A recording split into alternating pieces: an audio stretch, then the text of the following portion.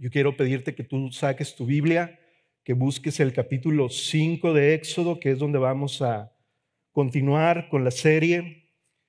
Y antes de orar, acompáñame a buscarlo y dejarlo listo. No lo vamos a leer luego o iniciando. En esta ocasión quiero que lo leas junto conmigo un poquito después de esta introducción que vamos a hacer después de orar. Quiero pedirte que tú ores también por tu propio corazón, por tu propia alma, de que Dios pueda ponerte receptible. Y eso no lo podemos hacer nosotros. Nosotros podemos aquí mejorar el audio, mejorar el silencio, el orden, pero el único que prepara nuestro corazón para que la semilla de su palabra pueda caer en buena tierra es solamente su espíritu. Es solamente su espíritu a través de su palabra. Y eso yo quiero que ores junto conmigo para que el día de hoy esta palabra pueda caer en la buena tierra de nuestro corazón. Señor, te damos gracias en esta mañana. Queremos pedirte que tú nos bendigas el día de hoy con tu palabra, Señor. Queremos pedirte que tú el día de hoy, Señor, nos sigas revelando más acerca de ti, Señor. Que nos sigas mostrando lo que hasta esta semana, lo que hasta el día de hoy tú nos has hablado a través de este libro de Éxodo, Señor. Es tu palabra, no es solamente una historia, no es solamente algo rico en contenido, es tu propia palabra viva y eficaz, Señor. Y queremos pedirte que tu palabra nos permita recibir tu voz, Señor, recibir tu voluntad, Dios. Que el día de hoy nos hagas receptivos a lo que tú tienes preparado en este siguiente capítulo, Dios, porque definitivamente, Señor, nos vas a mostrar cosas que quieres que sean de edificación para nuestra vida, cosas que quieres que revisemos en nuestro propio corazón, Dios. Y el día de hoy, Señor, acudimos a ti, nos ponemos totalmente en una postura de dependencia de tu actuar y de tu mover, Señor. Que en esta mañana, en este domingo, al estar congregado tu pueblo en este lugar, tú, Señor, nos hables y tú te des a conocer aún más, Señor, a nuestras vidas. Que nos puedas mover nuestra mirada y nuestra confianza a ti el día de hoy, Señor. Te pedimos estas cosas en el nombre de Jesús. Amén. Amén. Antes de leerlo, entonces, tenlo nada más preparado. Quiero decirte que en la historia de la humanidad, Egipto es una de las civilizaciones más antiguas, pero mejor documentadas de la historia. En recientes descubrimientos, y cuando digo recientes me refiero al último siglo, los arqueólogos coinciden en que el relato del Éxodo encaja muy bien en el periodo llamado Nuevo Imperio de Egipto. Es un periodo que abarcó una dinastía de faraones que gobernaron aproximadamente entre el 1570 al 1250 a.C. Y qué interesante esto que dicen no los pastores, no los estudiosos teólogos, lo que dicen los arqueólogos es que durante esa dinastía las evidencias han revelado información como esta. Déjame te dar unos datos. Uno de sus faraones en esta dinastía registra un asesinato masivo de niños varones como una reacción ante sus enemigos.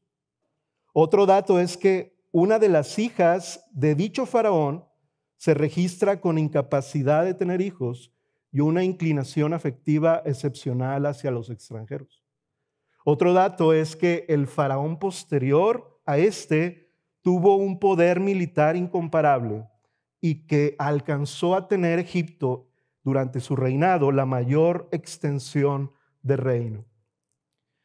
Lo interesante es que este mismo faraón registra la arqueología que tenía mucha cautela con magos extranjeros, que además tiene una inesperada interrupción del registro de sus conquistas militares y se desconoce la segunda etapa de su reino, que no hay datos precisos. Y al faraón sucesor de este no fue un hijo primogénito, sino que fue un faraón que nació de una esposa secundaria, no siendo primogénito, un faraón conocido por ser pacifista, y escuchen esto, hermanos, cuya necrópolis real, que es básicamente el lugar donde lo entierran, se encontraron datos sobre nómadas adoradores de un dios llamado Yahvé. Eso está en una inscripción llamada Soleb, que fue descubierta en 1813, pero que ha ido avanzando en estos descubrimientos hasta el 2022. Hermanos, el libro de Éxodo es una historia fascinante con un gran contenido, pero yo quiero decirles, este contenido no son historias fantasiosas, no son cuentos creados por la religión o por el cristianismo o por los judíos. Es una historia de sucesos reales declarados por el Señor para beneficio de todas las generaciones posteriores.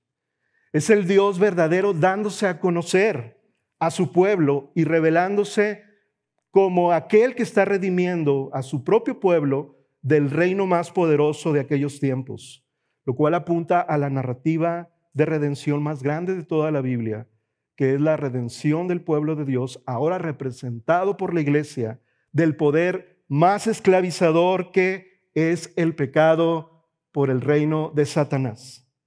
A través de su Hijo Jesucristo, su unigénito y primogénito Jesucristo, nuestro libertador supremo.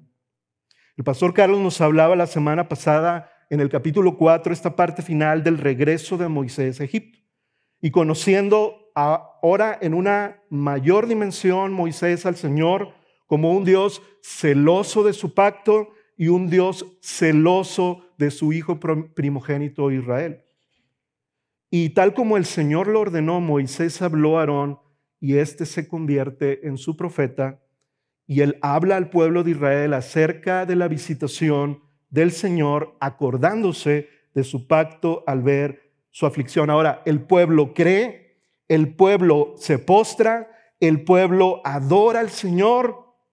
Moisés está creciendo en fe, está creciendo en ánimo, su conocimiento está progresando. Muy buenas noticias todas estas, se ve muy bien todo.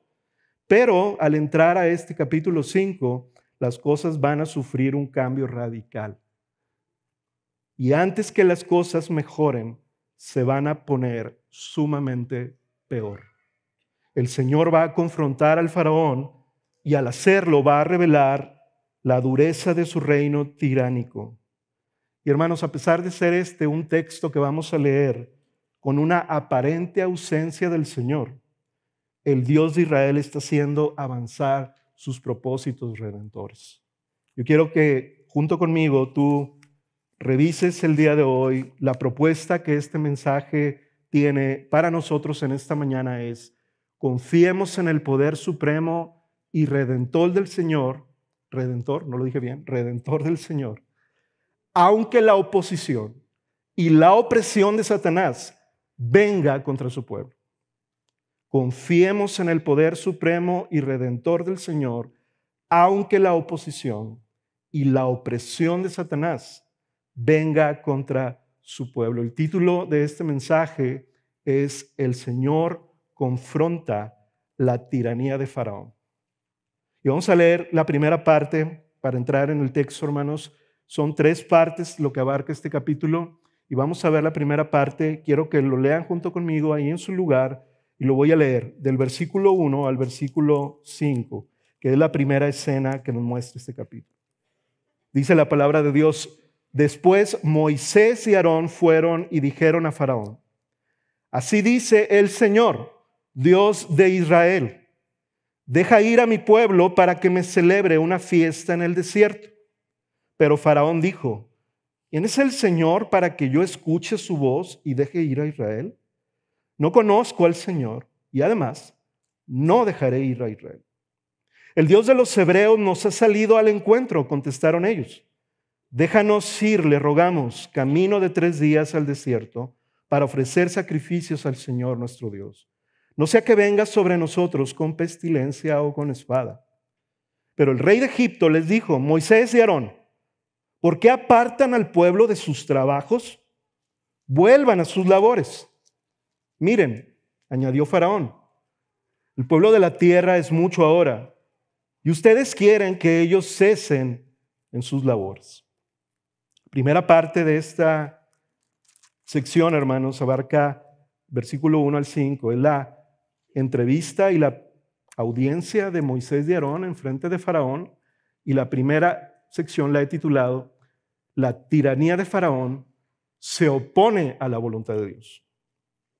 Esta es una de las épocas doradas de la monarquía egipcia, hermanos, donde los faraones eran vistos y considerados como los monarcas absolutos, pero no solamente eso, sino que eran vistos como dioses, con un origen y con un poder divinos. Hermanos, en este tipo de monarquías, aquí no hay ley, aquí no hay votaciones, aquí no hay democracia, aquí no hay derechos humanos. Lo que dice el faraón se ejecuta. Y entrar en audiencia con el faraón es una de las cosas más temibles. Y este mensaje que Moisés y Aarón están trayendo los pone en riesgo, claro que sí, porque ellos no pueden apelar a nada, simplemente en el parecer de faraón, si él decide matarlos en el instante, él puede hacerlos. Yo quiero que notes junto conmigo que las primeras palabras que dicen estos dos hombres enviados por Dios son: así dice el Señor. Lo que nos deja ver claramente, hermanos, que este es el primer lugar en la Biblia donde se utiliza esta frase clásica de cuando Dios envía a sus profetas a hablar una palabra. Este es el primer lugar en toda la Biblia. Así dice el Señor. Lo cual quiere decir que Dios está hablando, no es Moisés, no es Aarón, Dios está hablando a través de sus profetas que Él ha enviado en presencia de Faraón. Y le dice claramente, es el Dios de Israel. Le pone un título, Dios mismo le está poniendo a Moisés y Aarón el decirles: dile a Faraón quién soy. Quiero que se acuerde, quiero que sepa muy claramente quién es el que está hablando, el Dios de Israel. Y hermanos, ¿ustedes por qué creen o por qué pensamos que utiliza el Señor este título, el Dios de Israel? Bueno, en primer lugar, porque este faraón, claro que podía saber en la historia pasada quién era Israel. Este hombre, Israel, o mejor conocido como Jacob, que entró con su familia años atrás, como resultado del Dios de Israel, el Dios de Jacob, traer un beneficio en años pasados para que el propio Egipto, la propia nación de Egipto, no padeciera una hambruna y su reino fuera eliminado o fuera padecido. Su propio reino, hablando del territorio y de la gente. Claro que este faraón sabía de esa historia, pero ya habían pasado los años y las cosas habían cambiado. Por otro lado, Dios también le deja saber a Faraón, al llamarse el Dios de Israel, Dios le está recordando esto al Faraón, que Él es el verdadero dueño y Señor de este pueblo. Que Él es el que los llevó a Egipto y Él es el que ahora los está llamando para salir de Egipto. Básicamente le está diciendo a Faraón: Faraón, este pueblo me pertenece. Yo los traje aquí. Y ahora es tiempo que ellos salgan. Tú no eres nadie para retenerlos. ¿Y cuál es la respuesta de Faraón, verdad? ¿Quién es el Señor? Esta pareciera ser una pregunta sincera, hermanos. Pero déjame decirte por qué no es sincera. Porque cuando tú haces una pregunta sincera, ¿qué es lo que esperas? Que alguien te conteste esa pregunta, ¿verdad? Bueno, Faraón no está esperando que nadie le conteste esa pregunta. Él sigue hablando. ¿Quién es el Señor? ¿Quién es el Señor para que yo escuche su voz? Le dice a Moisés y a Aarón. No lo conozco. Ahí está la disposición resistente.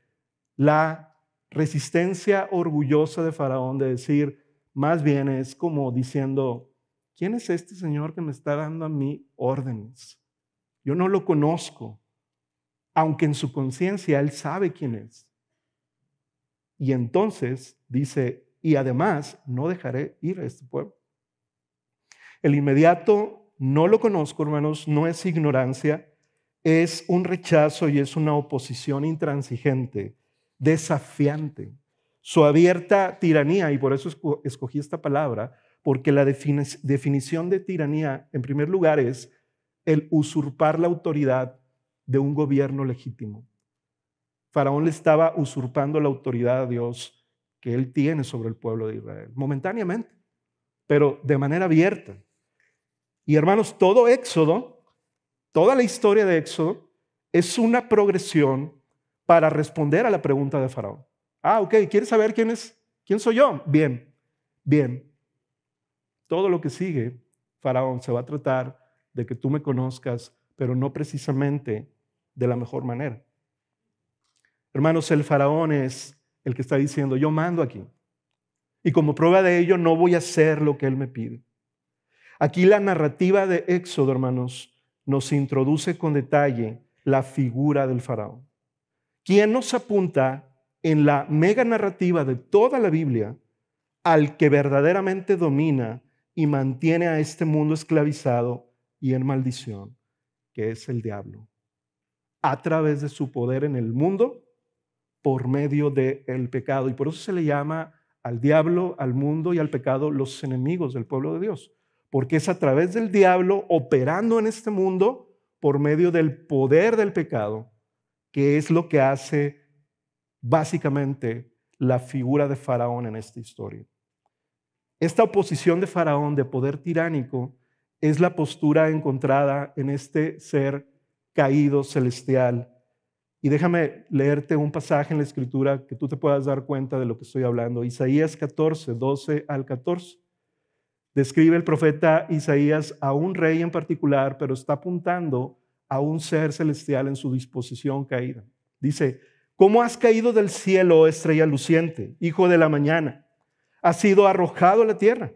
Tú que destruías a las naciones del mundo, y nota esto, pues te decías a ti mismo, este es un ser ensimismado, subiré al cielo para poner mi trono, mi gobierno usurpado, por encima de las estrellas de Dios. Nota lo que sigue también. Voy a presidir en el monte de los dioses, muy lejos en el norte. Escalaré hasta los cielos más altos. Y es la frase que define la esencia faraónica satánica. Seré como el Altísimo.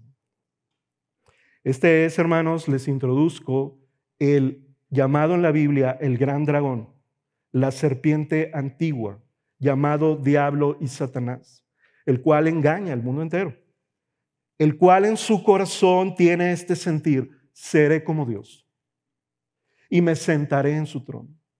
Es, si lo pudiéramos resumir en una frase más como cotidiana, es un ensimismamiento arrogante que resiste a Dios deseando tomar su lugar.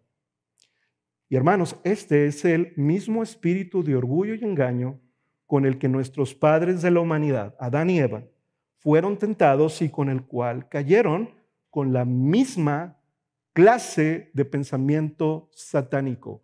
¿Qué les dijo la serpiente a nuestros padres cuando los tentaron? Seréis como Dios. Este es la raíz, el sistema operativo en el cual Satanás está funcionando y el cual empuja al mundo y empuja a la humanidad entera para tener este mismo pensamiento de que yo soy mi propio Dios.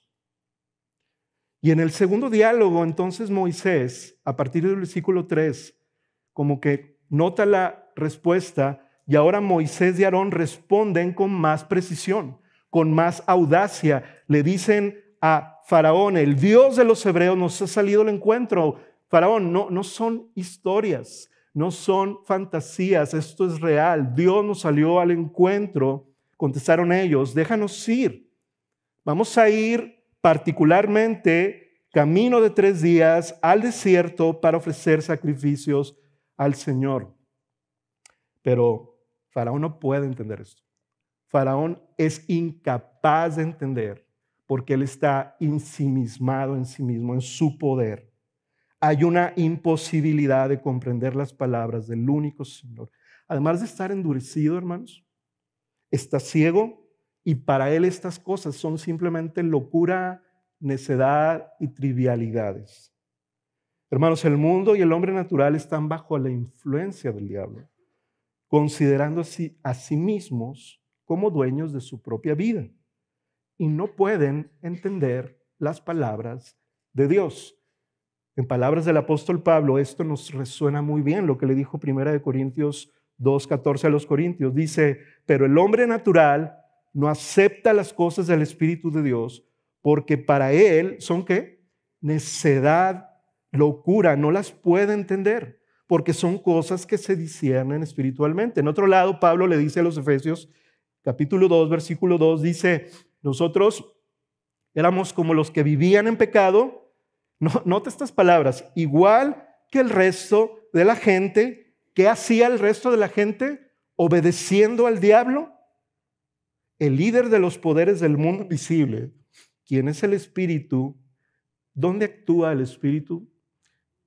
En el corazón de los que se niegan a obedecer a Dios. Hermanos, esta es la corriente del mundo que dice, sigue tu corazón, haz lo que te haga feliz. Y cuando oímos estas cosas, los cristianos decimos, no, pues no es tan malo, ¿verdad?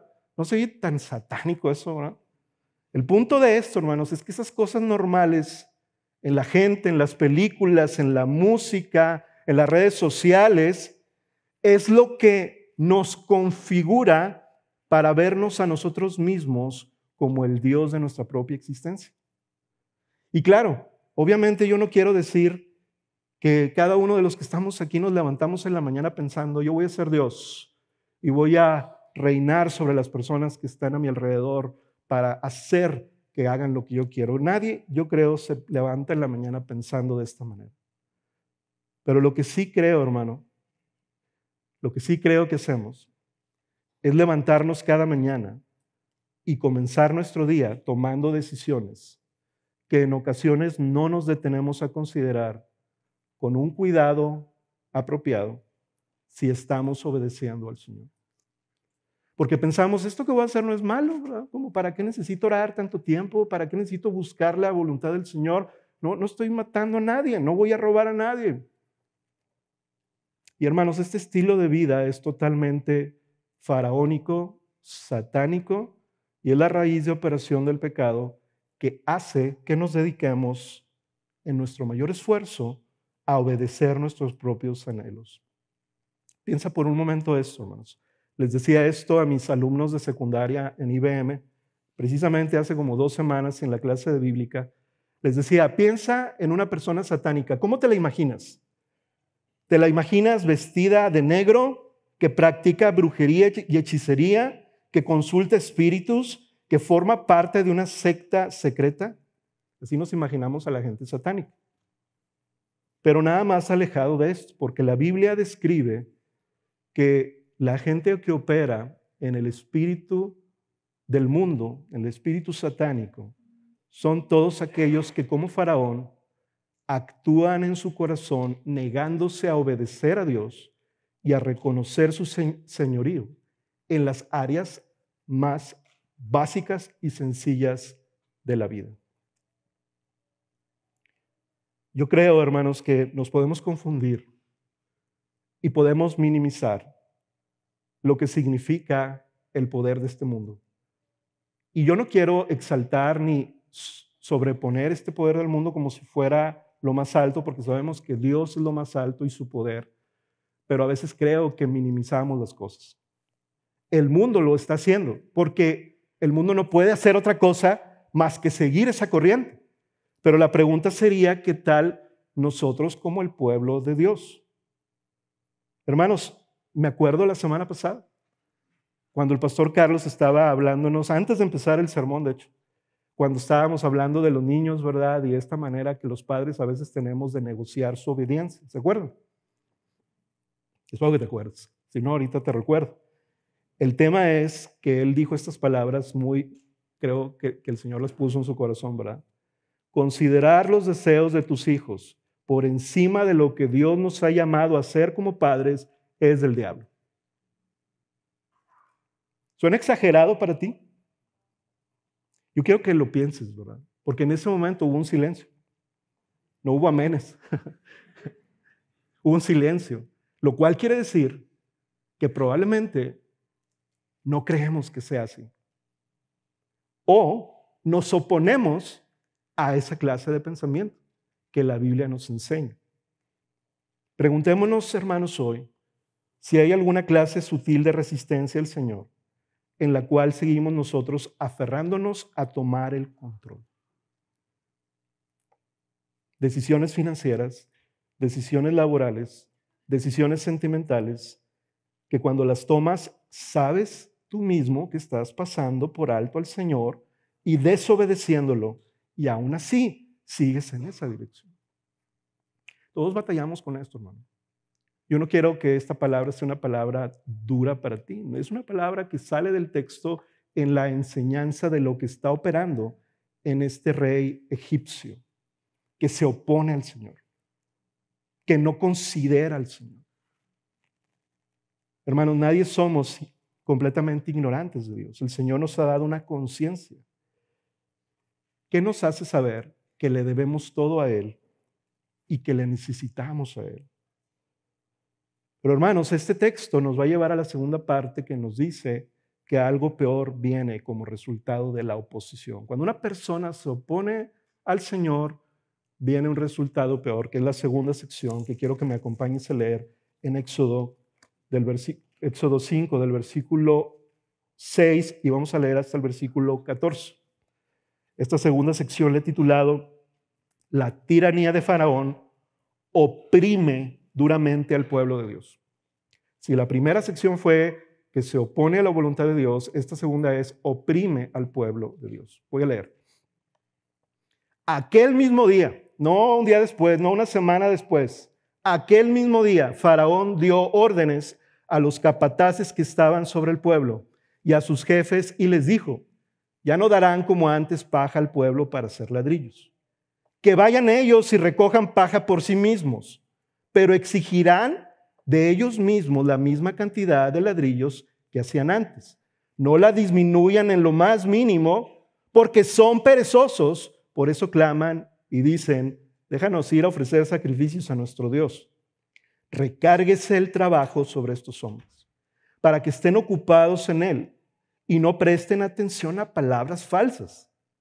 Salieron pues los capataces del pueblo y sus jefes y hablaron al pueblo y dijeron, así dice Faraón, no les daré paja, vayan ustedes mismos y recojan paja donde la hallen, pero su tarea no será disminuida en lo más mínimo.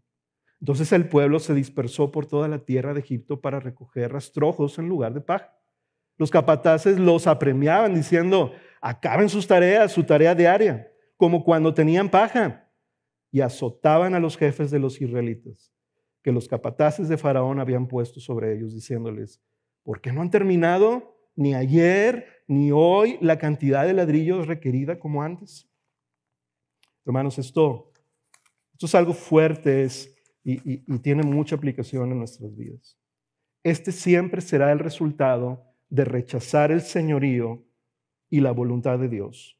Oponerse a la luz significa siempre que las tinieblas van a aumentar y el corazón se va a endurecer más. Y tú puedes decir, bueno, este es un faraón de hace muchos años, este es un personaje, yo nunca voy a estar en el gobierno de un país, ¿no? Pero estás en el gobierno de tu vida y estás en el gobierno probablemente de personas que dependen de ti, en tu trabajo, en tu casa, en el ministerio, en tu sociedad. Aquel mismo día no hubo ningún retraso de parte de la voluntad de este faraón resistente y arrogante. Ningún retraso. Es la señal de que esto es inmediato. Para Faraón en su razonamiento es esto. Este pueblo está imaginándose muchas cosas porque tiene mucho tiempo libre. Y si tiene tiempo libre, quiere decir que hay lugar para más trabajo. Entonces, vamos a ponerles más trabajo para que dejen de andar pidiendo vacaciones de una semana. Porque básicamente el pueblo de Israel pedía ir a adorar al desierto 3 días de camino. Entonces son 3 días de ida, 3 días de regreso, más lo que te vayas a estar ahí. Mínimo era una semana. Eso es lo que Faraón estaba pensando porque él está ensimismado en sus propios intereses. Ese es el poder tiránico. Si la primera parte del poder tiránico es usurpar el poder legítimo, la segunda parte de la tiranía como definición es el abuso de ese poder para imponerlo opresiva e injustamente sobre sus gobernados.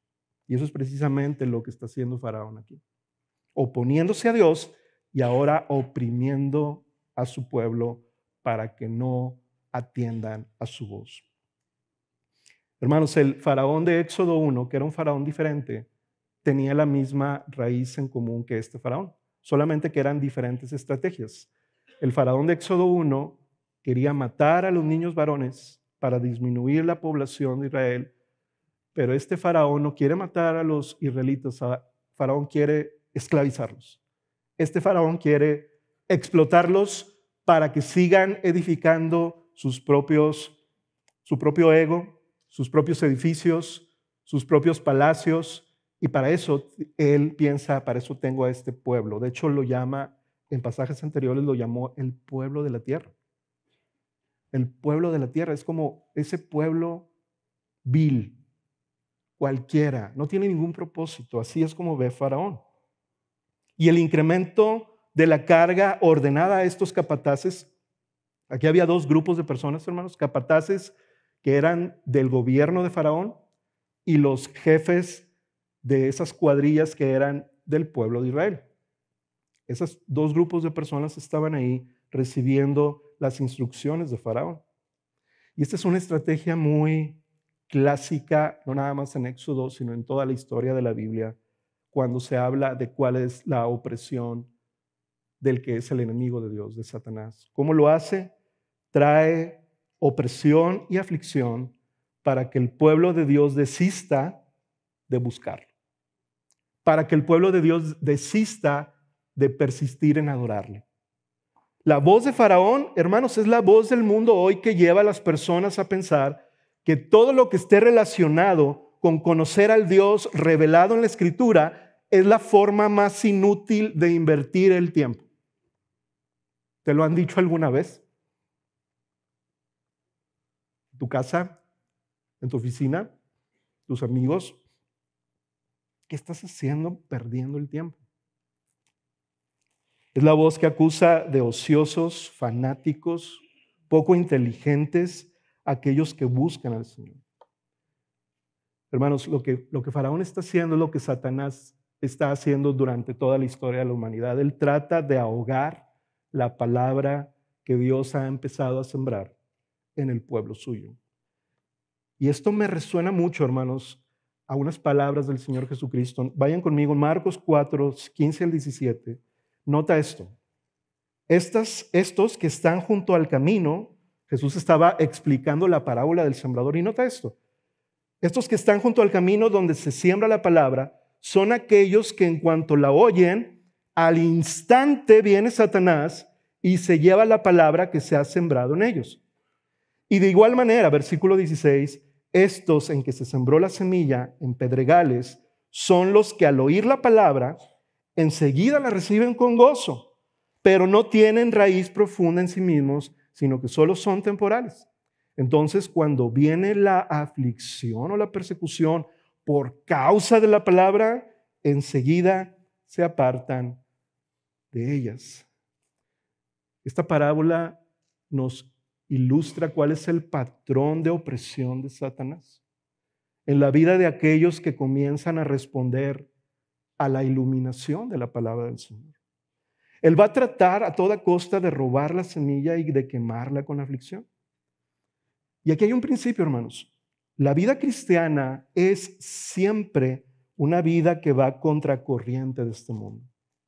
El testimonio de toda escritura es que el sello del verdadero pueblo de Dios, al obedecer la palabra de Dios, es que va a tener oposición y va a tener aflicción y no va a ser un camino sencillo.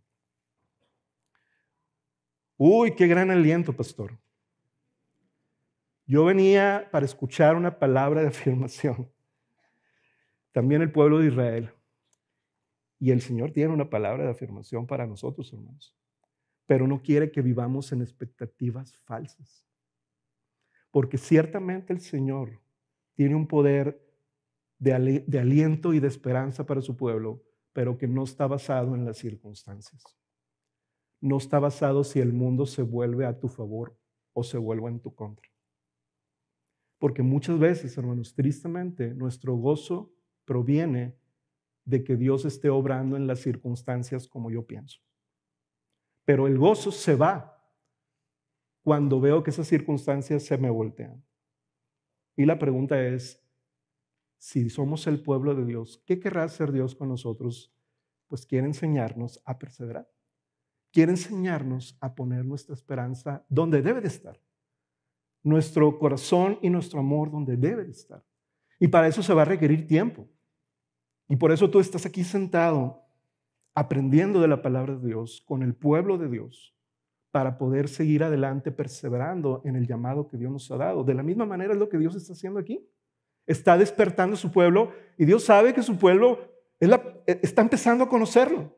Y claro que va a haber este tipo de reacciones. Al Señor no le agarra desprevenido esto. Por lo tanto, hermanos, decir esto que voy a decir es cierto. La vida del pueblo de Dios en este mundo, antes de mejorar, va a empeorar en muchas ocasiones. Primera de Pedro 4, 12 al 13. Quiero leértelo y recordártelo como palabra de aliento. Queridos hermanos, no se extrañen del fuego de la prueba que están soportando, como si fuera algo insólito.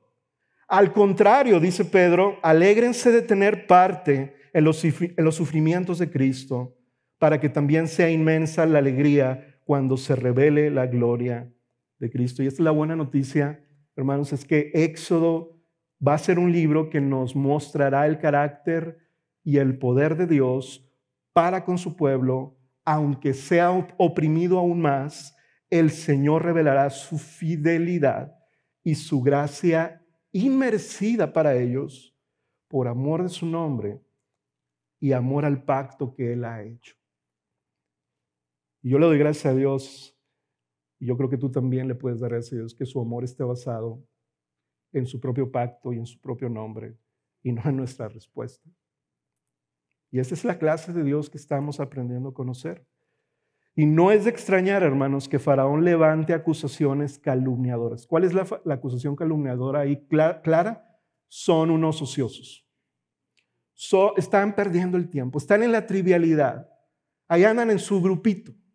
Ahí andan teniendo visiones. Ahí andan queriendo conocer a Dios.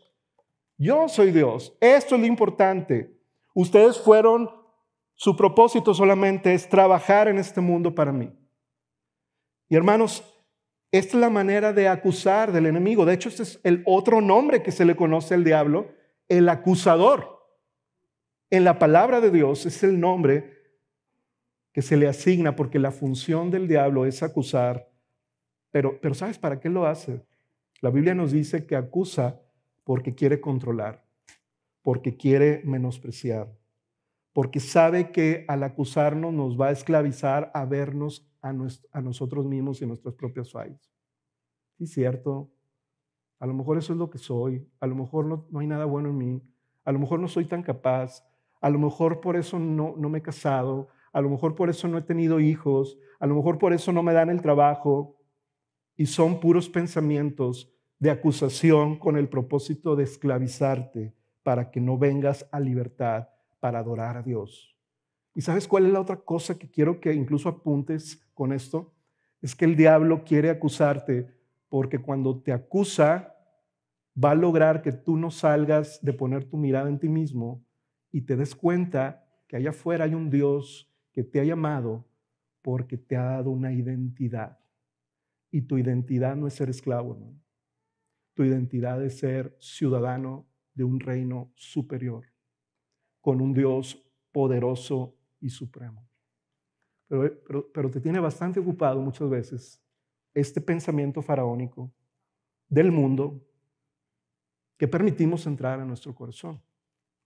Mientras una persona no desee rendir su vida al señorío de Cristo, el diablo la va a dejar en paz y la va a dejar muy ocupada en sus propios afanes. Te está llamando la atención que todo te sale bien en la vida y eso te puede robar tu deseo de buscar al Señor. Probablemente no es una bendición.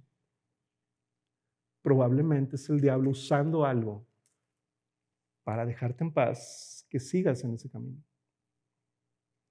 Pero una vez que el alma es despertada para venir al Señor Jesucristo, hermanos, entonces Él hará lo imposible para impedírtelo.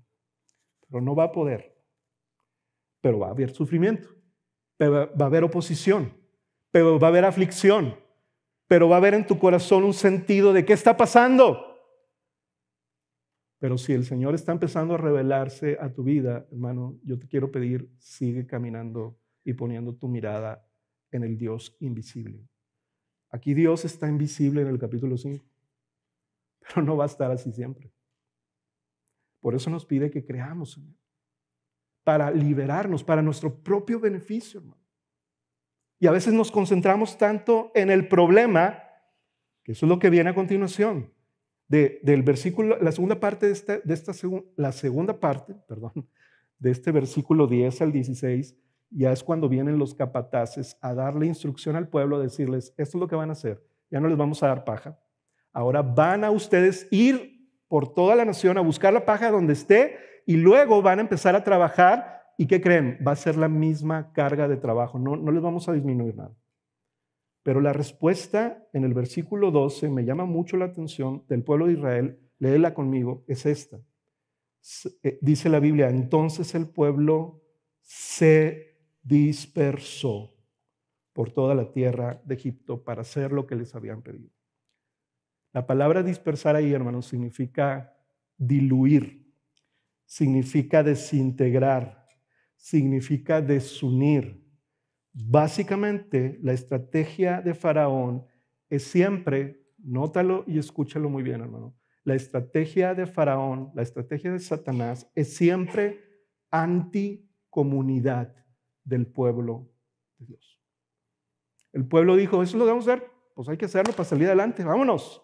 Y pues vamos a ver qué vamos a hacer, en lugar de permanecer unidos buscando el consejo de Dios, buscando a los profetas de Dios, Moisés y Aarón. Ellos dijeron, vamos a hacerle esto, ni modo, hay que darle. Y en su afán y en su ocupación dejaron de tener comunión, dejaron de tener esa unidad.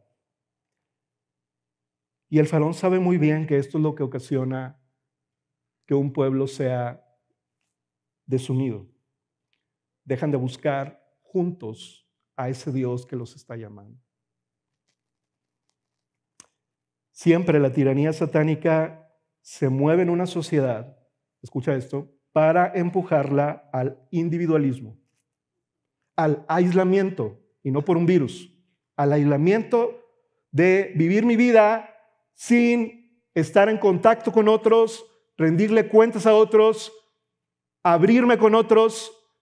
No, Satanás va a empujar siempre al individualismo, al aislamiento, porque sabe que esa es la mejor manera de mantener esclavizados en su ensimismamiento a las personas. Mantener ocupados en sus afanes. Es la gente ocupada. ¿Eso está mal, pastor? No, no está mal estar ocupados, pero cuando te priva de las prioridades de buscar al Señor y de estar en comunión con el pueblo de Dios, es ahí donde está el problema. Porque, hermanos, esto es la manera más sutil de esclavizar a las personas porque no se siente como esclavitud. Se siente como que estoy alcanzando mi realización. Estoy, pastor, ya no vengo a las reuniones porque estoy alcanzando mis metas, mi felicidad. Ore por mí. Sí, tengo que orar por ti. Todo lo que el ser humano pretenda hacer para lograr su propia felicidad fuera de Dios terminará en una tremenda frustración y desperdicio. Y lo mejor que nos puede pasar, hermanos, es que las cosas no salgan bien, para desistir de buscar nuestros propios deseos egoístas y entonces buscar al Señor. Al final de este pasaje, para entrar en la última parte, los siervos del enemigo del pueblo de Dios, estos capataces, van con los jefes israelitas y al ver que no estaban cumpliendo con su tarea y con su cuota, los empiezan a premiar, a azotar, a presionar y los empiezan a esclavizar más y más, que es lo que dice el versículo 13 y 14. Severamente, físicamente, emocionalmente, no se ve que esto esté funcionando, ¿verdad? Y eso es precisamente lo que sucede, hermanos, cuando nosotros planeamos fuera de Dios, con esfuerzo, y después de cierto tiempo vemos que no está funcionando. Lo que esperábamos que nos diera un mejor panorama para nuestro sustento de familia no está generando lo suficiente y además se está volviendo una carga. El matrimonio que pensabas que sería una etapa hermosa en tu vida de pareja se está volviendo caótica, frustrante, cansada. Los problemas aumentan, las diferencias, los conflictos. Las enfermedades no se van, las puertas cerradas aumentan, los ahorros y recursos se acaban. Es como la historia de la mujer en el Nuevo Testamento que padecía de flujo de sangre, ¿verdad, hermanos? Que gastó todo en médicos sin que nadie pudiera curarla y después de 12 años, además de no recuperar su salud, se quedó sin dinero. Y es cuando viene la amargura, el cansancio, la frustración que hacen y empujan a una persona con su deseo de aislarse de la comunión del pueblo de Dios, a vivir una vida dispersada. Pero no lo vemos como algo malo, porque estamos pensando esto: debo de salir adelante, tengo que ocuparme en salir adelante, ¿no, pastor? Sí, pero la pregunta no es si tienes que ocuparte, la pregunta es cómo te ocupas, si permaneces en comunión con el Señor y con su pueblo en medio de la prueba, o dejas que el enemigo te siga afanando y dispersando para no estar en comunión con Dios y no estar en comunión con su pueblo. Qué interesante, ¿no, hermanos? Estrategia de opresión satánica anticomunitaria que siempre termina acusando de estar perdiendo el tiempo. Y me temo, hermanos, que eso es muchas veces lo que nosotros decimos cuando estamos llamados por Dios a buscar contextos de comunión para crecer en nuestro conocimiento del Señor en medio de la prueba. Y decimos, es que se me hace que el grupo de casa no es tan importante porque ahorita tengo que ocuparme de salir adelante.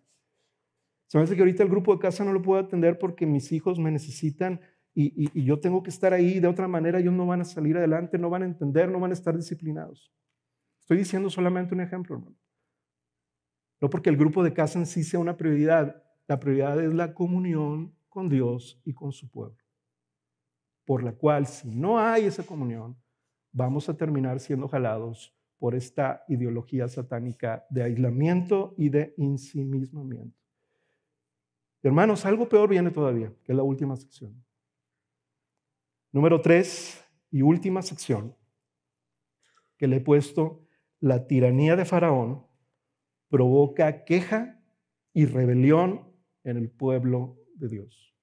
Lee conmigo del versículo 15 al 23, por favor. Entonces los jefes de los israelitas fueron y clamaron a Faraón. Algo no anda bien ahí. Y dijeron: ¿por qué trata usted así a sus siervos? No se da paja a sus siervos, sin embargo, siguen diciéndonos: hagan ladrillos. Y además sus siervos son azotados. Pero la culpa es de su pueblo. Pero él contestó, Faraón: son perezosos, muy perezosos. Por eso dicen: déjanos ir a ofrecer sacrificios al Señor. Ahora pues, vayan y trabajen, pero no se les dará paja. Sin embargo, deben entregar la misma cantidad de ladrillos. Los jefes de los israelitas se dieron cuenta de que estaban en dificultades cuando les dijeron: no deben disminuir su cantidad diaria de ladrillos.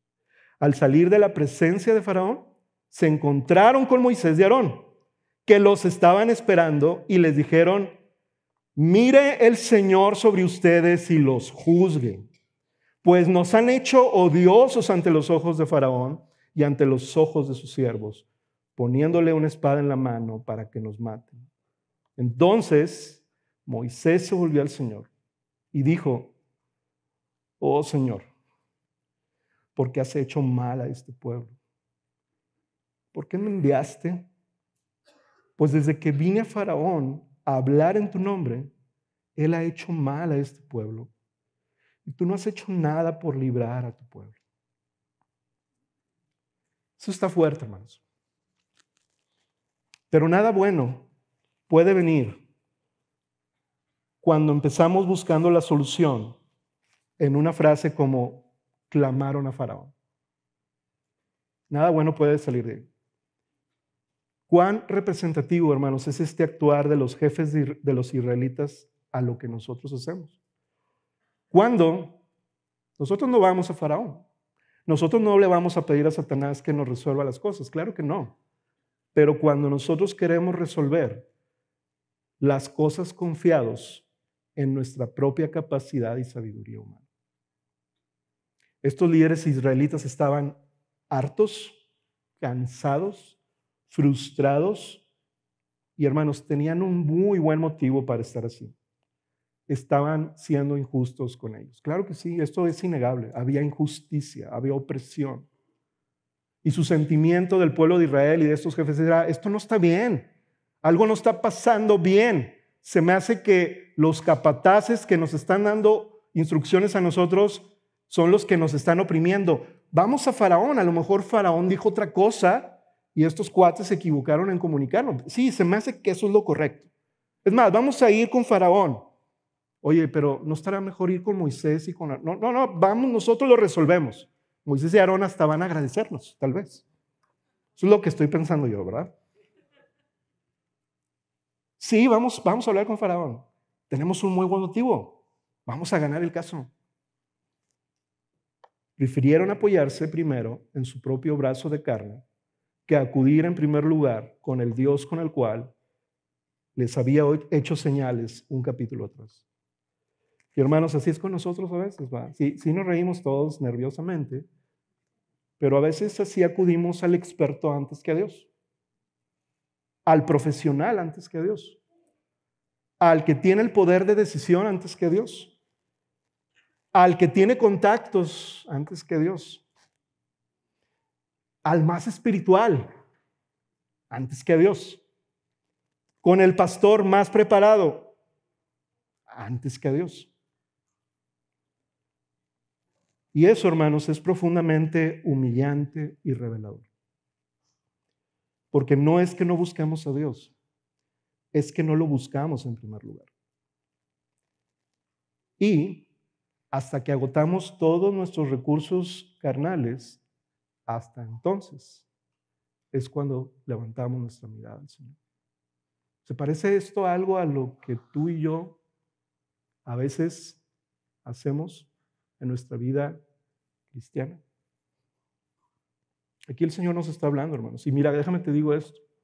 Qué gracia tan asombrosa de nuestro Dios, que soporta pacientemente esta clase de pueblo. Es una gracia inigualable, hermanos, que hace que el Señor sea fiel a pesar de que no lo merecemos. Esto nos revela, hermanos, en este capítulo, que el Señor, su relación con su pueblo, es toda de gracia de principio a fin. Siempre el Señor en su corazón está poniendo como motivo principal para amarnos su gracia inmerecida. Porque si fuera merecida, ya versículos atrás Dios hubiera dicho, ahí los dejo. Y más ahora con su siervo orando de esta manera, diciendo, Señor, ¿qué está pasando? Hermanos, esta es la perspectiva horizontal de querer buscar una solución a las cosas. Y a veces lo que decimos es, vamos a buscar consejo, vamos a pedir ayuda, pero a veces en nuestro corazón buscamos esa ayuda pretendiendo que lo que nos van a decir coincida con lo que nosotros queremos. Y si no lo recibimos, entonces vamos con otra persona, con otro pastor, con otro líder, con otro compadre, con otro jefe laboral, hasta que alguien nos diga lo que nosotros queremos escuchar. Eso es actuar horizontalmente, hermanos. Esto es lo que los jefes israelitas querían hacer. Y eso lo único que va a traer es consecuencias terribles. Y hermanos, en el versículo 20 y 21 vemos cómo el pueblo de Israel sale de la presencia de Faraón y se confronta en un ataque directo contra los siervos de Dios. No nada más se quejan, sino se rebelan contra ellos. Y nota esto, el versículo 20 y 21 a mí me parece muy interesante lo que dice. Dice, al salir de la presencia de Faraón, se encontraron con Moisés y Aarón, que los estaban esperando, y les dijeron estas palabras. Nota esto, dice, mire el Señor sobre ustedes y los juzgue. Este pueblo de Israel no había perdido su fe con el Señor. Su problema no era su fe con el Señor. ¿Cuál era su problema? Su problema era con Moisés y Aarón.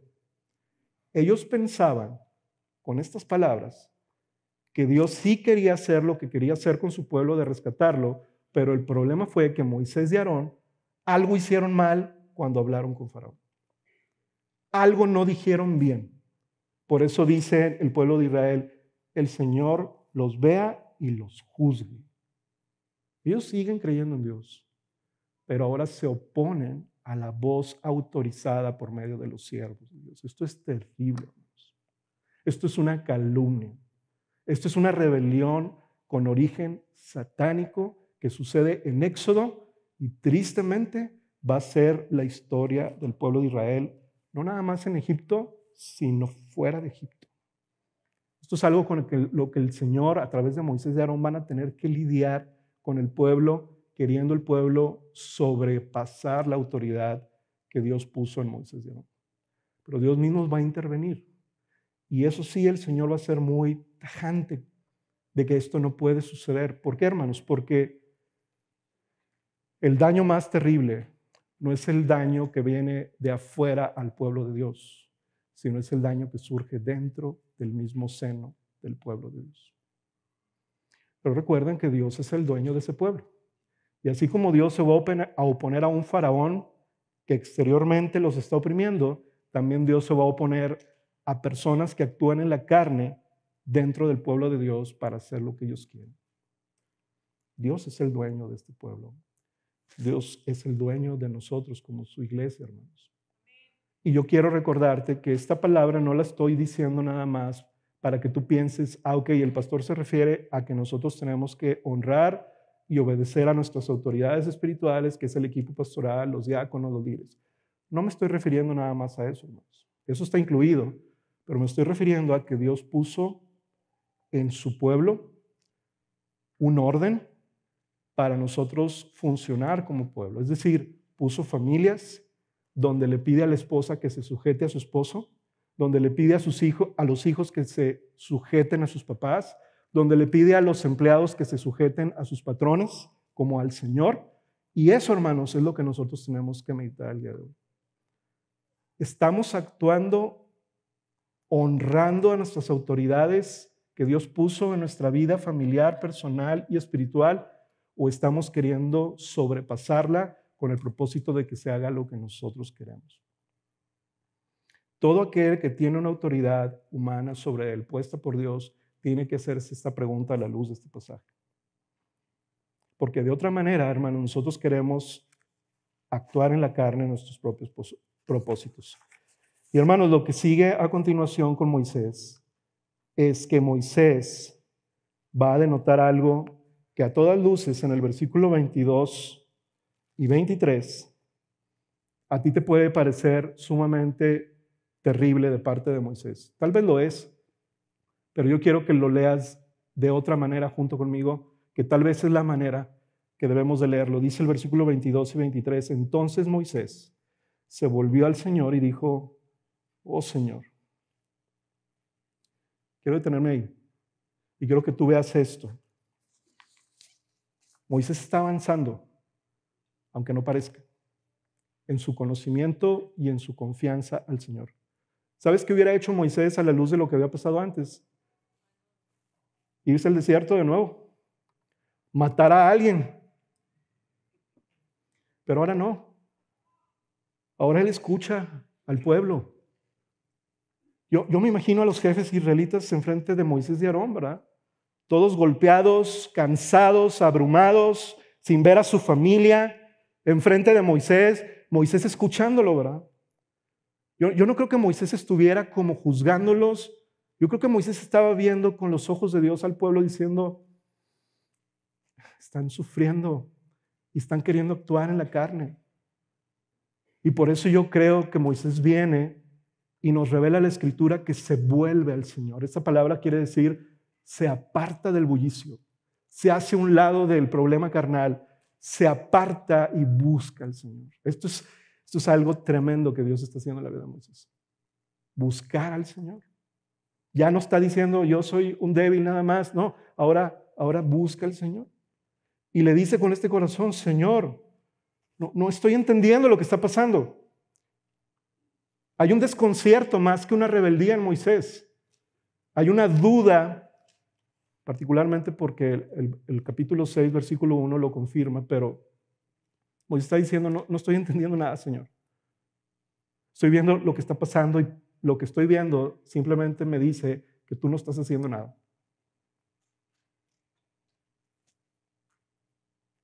Esto es una importante enseñanza para todos nosotros, hermanos. Dios está escuchando a Moisés. Pero lo que es verdad también es que Moisés olvidó una palabra que Dios había hablado en 2 ocasiones. Éxodo 3, 19 y 20. Antes, ahí en la zarza ardiente. Estas fueron las palabras que dijo Dios. Pero yo sé que el rey de Egipto no los dejará ir. No iba a ser inmediato. No iba a ser luego.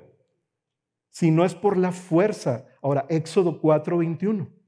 Cuando el Señor se encuentra con Moisés ya ahora en camino a Egipto de regreso.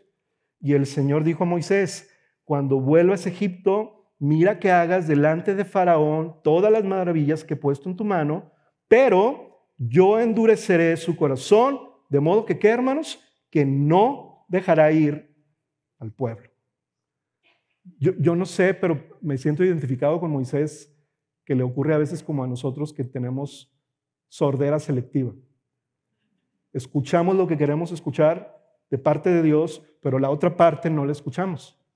Y Dios se la dijo 2 veces, lo cual quiere decir que Dios provee lo necesario para que nosotros caminemos en medio de la dificultad, pero el problema está en nosotros que no lo escuchamos atentamente. Pero Moisés está yendo al lugar correcto, a la presencia de Dios. Moisés está yendo a buscar al Señor y con todo y su falla de sordera selectiva y con todo y su desconcierto le dice el Señor, Señor, no estoy entendiendo nada. Pero ahí en la comunión con el Señor, hermanos, es donde Dios va a confortar a Moisés. Y este es el último versículo como conclusión, como incluso entrada al siguiente capítulo 6, versículo 1, que dice el Señor, ¿qué hizo? Señor respondió a Moisés. No lo está juzgando, no lo está criticando. Quiere decir que al Señor le parece que Moisés está con todas sus fallas volviendo a él y eso es un gran avance. El Señor respondió a Moisés y le dice, ahora verás lo que haré con Faraón, porque por la fuerza los dejará ir y por la fuerza los echará de su tierra. ¿Cuándo? Ahora, Moisés. Abre bien los ojos, porque ahora vas a ver lo que voy a hacer. Y aunque no escuchaste muy bien, Moisés, déjame decirte, yo respondo tu oración. Y yo no te juzgo.